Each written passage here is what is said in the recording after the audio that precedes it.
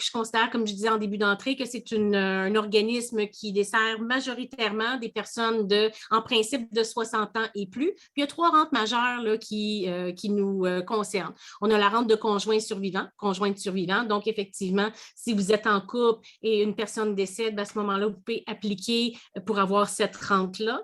Il y a la rente d'invalidité qui est disponible à tous les âges et tu as la rente de retraite. La rente de retraite, on peut la demander à 2 moments, soit à 60 ans ou à 65 ans. C'est sûr que quand tu la demandes à 60 ans, donc tu la reçois plus tôt, c'est normal que lorsqu'arrive le 65 ans, ta rente soit diminuée. Là, actuellement, la façon que Retraite Québec procède, c'est que si tu prends ta rente de retraite à 60 ans, elle va t'imposer une pénalité de 0,5 à tous les mois. Donc, à 65 ans, ta rente va être amputée de 37 %. On a fait des calculs dans certains dossiers, puis ça peut faire passer, par exemple, une rente qui était prévue de 600 $ à quand même 400 $. Ça fait une grosse différence quand tu n'es plus sur le marché du travail. Et là, les gens qui nous consultent au bureau, par exemple, vont être des prestataires d'assurance, Sun Life, Clarica, Desjardins, etc. Puis là, l'assurance va dire, écoute, on te demande de faire une demande à Retraite Québec pour ta rente d'invalidité. Donc, si tu reçois 2 000 $ d'assurance et Retraite Québec te donne 800, les assurances vont juste te donner 1 200. Donc, les assurances vont bénéficier du fait que tu as fait une demande de rente d'invalidité.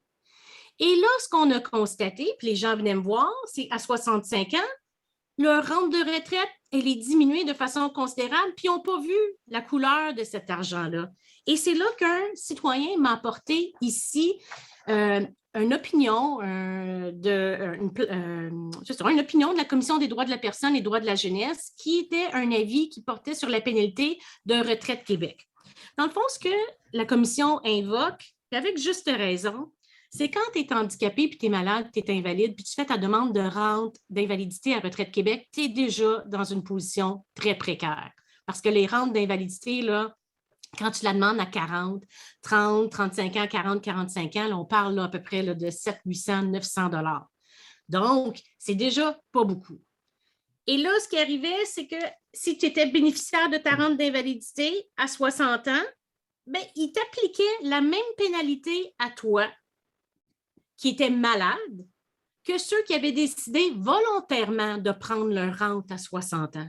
Fait que les gens qui sont bénéficiaires de la rente d'invalidité à 60 ans, voient leur rente pénalisée et à 65 ans, se retrouver avec des prestations de crève-faim, ce que je peux dire. Donc, l'avis qui a été fait par la Commission des droits des personnes dit que c'est discriminatoire, c'est basé sur le handicap, ça va à l'encontre de la charte, ça va à l'encontre donc, c'est discriminatoire contre le droit de la sauvegarde de la dignité et du droit des mesures d'assistance financière qui est prévu à la charte. Donc, la Commission recommandait que l'article 120.2 de la loi sur les régimes des rentes du Québec soit abrogé. Ça, c'est un avis qui avait été rendu en février 2017.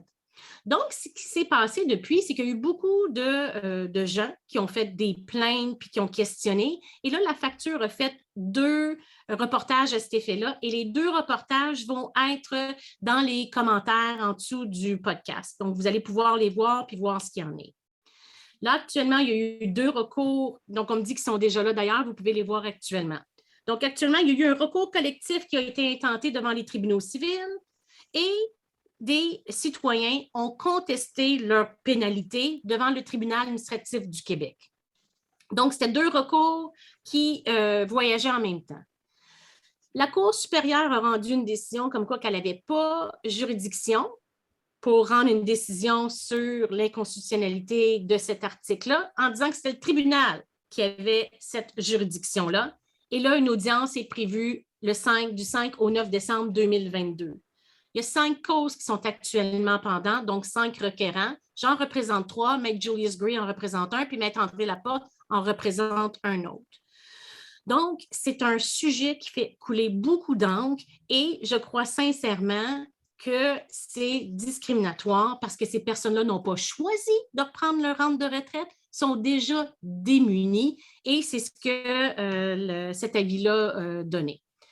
Donc, si vous êtes dans cette situation-là, je reçois 5 à 10 courriels minimum par semaine de gens qui veulent savoir qu'est-ce qui se passe avec ce recours-là. Donc, comme je vous dis, ça va être entendu en décembre. Mais entre-temps, ce qu'on va vous demander, c'est que si ça vous interpelle, on va vous dire de communiquer avec votre député et de lui exprimer votre désaccord, parce qu'on est en année d'élection, puis on sait que 25 bientôt, ça va être des personnes âgées, aînées, au-delà de 65 ans. OK? Donc, ça a une grosse implication. Donc, vous contactez votre député, vous écrivez au ministre Marguerite Blais, proche aidant et aîné, et également sur le Facebook, il y a un groupe qui s'appelle Les Invalides au front, qui eux aussi revendiquent pour que cette pénalité-là, que cette disposition-là soit abrogée. Donc, vous pouvez vous joindre à ce groupe-là. Parce que le seul autre recours qu'il y a eu contre Retraite Québec, par rapport à une décision, une disposition discriminatoire, c'était pour les personnes de même sexe. Et ça s'est retrouvé jusqu'à la Cour d'appel et honnêtement, c'est les décisions politiques qui ont été changées avant que le jugement soit rendu. Alors, si ça vous interpelle puis vous jugez qu'effectivement vous êtes pénalisé, s'il vous plaît, écrivez à votre député afin que ça change.